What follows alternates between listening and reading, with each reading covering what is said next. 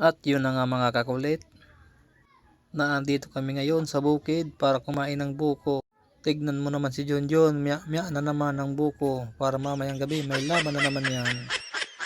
Kala mo naman mapapalaban nga mamaya pero hindi naman pagbibigyan yan ni misis niya. Tignan mo naman at kasama pa naman taga video.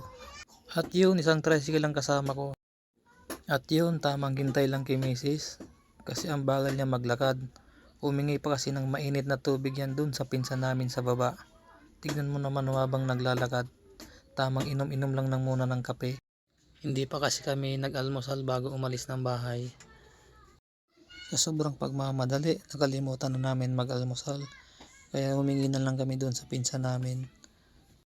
Buti na lang mayroon pa silang mainit at kape. Napagbigyan kaming dalawa. Kaya yun, tamang lakad-lakad na lang kasi medyo malayo-layo pa rin yung bahay ng lola namin dyan. Magsimula kasi sa kalsada, sobrang layo talaga.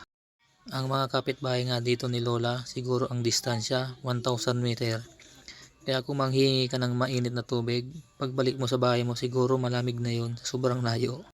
Kanina pa nga kaming lakad ng lakad, siguro mga 3 oras o 4 na oras na kami sa paglalakad. Kasi sobrang layo. Naalala ko nga nung mga bata pa kami, dito kami nakatira sa bukid. Magkikipanood lang kami ng TV, pupunta pa kami ng kalsada para manood ng TV. Ang dala-dala namin na pang-ilaw, yung kahoy, sisindihan namin yun, tapos yun na ang pang-ilaw namin diretso. Yun na ang magsisilbi namin liwanag pupunta dun sa kalsada para manood lang ng TV.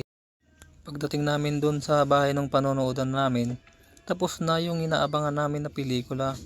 Yun, tapos balik na naman kami sa sobrang layo kasi hindi na kami nakapanood ng TV, balik na naman kami sa bahay. At minsan naglalaro kami ng mga kaibigan namin dito. Habulan. Yung habulan dito hindi sa lupa, kundi sa kahoy. Maghahabulan kami sa mga puno ng kahoy. Mangga, bayabas, doon kami maghahabulan. Tapos kung sino yung mahulog, siya ang taya. Kaya lagi akong taya kasi lagi akong nahuhulog. Ang hirap pa naman habulin kasi nasa kahoy. Talon kayo ng talon, kala mo naman kami mga unggoy.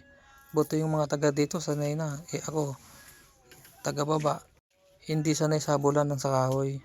Tapos nahulog ako, timing pa talaga sa tae ng kalabaw, sa puwet ko. Thank you for watching my video.